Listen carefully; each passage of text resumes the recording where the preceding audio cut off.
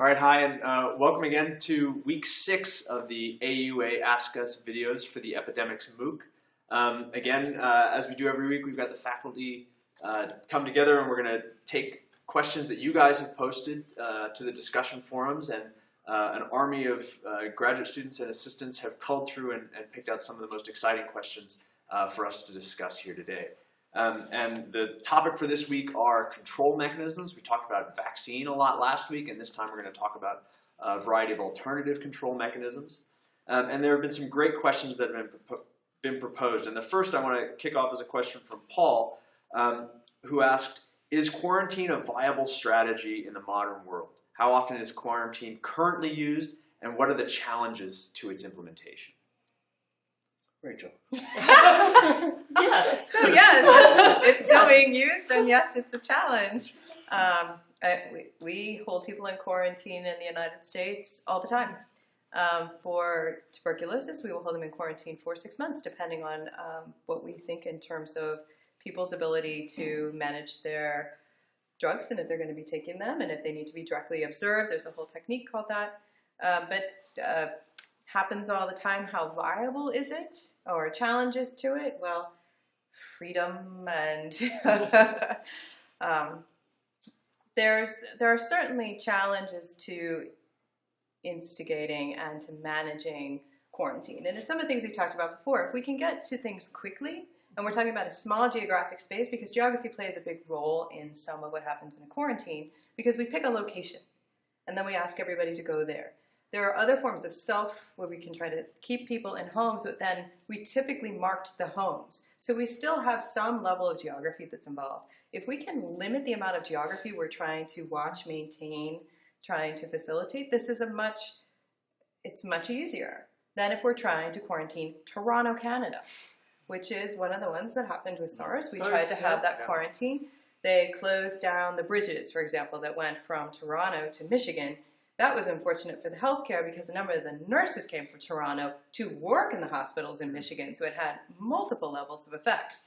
But even that quarantine level, the border kept moving because people kept violating quarantine. So unless you've got a lot of mechanisms by which you can have people putting up literally a wall or maintaining that location, it can be very challenging. For people who are inside, big challenges in terms of wanting to stay. So especially if someone says, you must do something, as said in the video, people usually react with, oh, no, I do not. And with quarantine, if you are not symptomatic, can be quite a sense of panic that, well, maybe I am not infected if I don't have any kind of disease that I am seeing, and maybe I'm only going to get infected if I stay here, and becoming a desperate measure to get out. So I think there's certainly lots of challenges to it, and the combination of these challenges and what works best for infectious disease dynamics, I think, is an important question. Whether it's going to be better to keep people in their homes and just mark homes, if it's going to be better to have a location where we actually want everybody to locate to, if we want to try to have a border. I mean, from your perspectives, how do these play out with some of the dynamics for that epidemic? Yeah, well, certainly. I mean, again, quantitatively, we can say that if done correctly and if it has these parameters, that quarantining one individual equates to this many individuals vaccinated, right? I mean, we can sort of calculate those. We can calculate those trade-offs. The real challenge is in the implementation and the uptake of those, right? We know a priori, because of vaccine trials and efficacy trials, roughly speaking, what the probability of someone being immunized from a dose of vaccine will be. For the most part, we don't know these kinds of social controls or behavioral controls. We just don't know what the efficacy is going to be once we implement them, right? And so, I was gonna turn the tide a little bit and pose a question to David, since he's the behavioralist, and I was just gonna ask, to what extent is quarantine a uniquely human response to infectious disease, or is this something that we see more broadly throughout the animal kingdom? We certainly see quarantining in a lot of animals. And one really great example are Caribbean spiny lobsters, where they will quarantine other individuals. So there are social groups living in units which are family and non-family members together in water, of course, and they can detect whether an individual is infected with a disease, in this case a virus, and they can just quarantine it, keep it away, excluded. Jane Goodall's work on chimps showed that they also quarantine other individuals. Interestingly, sometimes they'll quarantine an individual which looks to be sick with an infectious disease but is not. So in the case of an individual which broke its leg, it looked like it had a polio infection and it was quarantined, and then later brought back into the group when it could walk more. Ants, of course, do a very beautiful job of quarantining other individuals. And that's no problem because they're all genetically related, so they all have exactly the same interests. No individual ant wants the disease to break out of the nest at the cost of the entire nest.